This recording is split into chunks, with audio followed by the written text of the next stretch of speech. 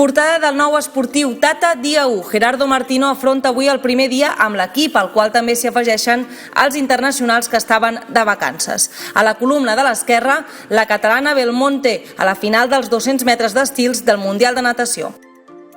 En pàgines interiors, des d'Anglaterra insisteixen a apropar Cesc al United, i és que, segons el Sunday Express, l'agent de Cesc s'hauria reunit amb el director executiu del Manchester.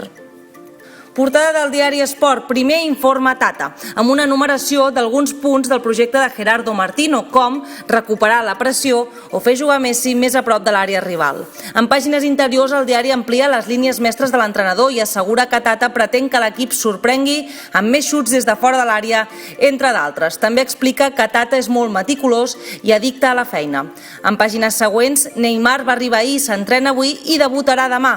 I pel que fa al fitxatge d'un central, el diari afirma que David Luiz és la prioritat i Vergini cau de la llista.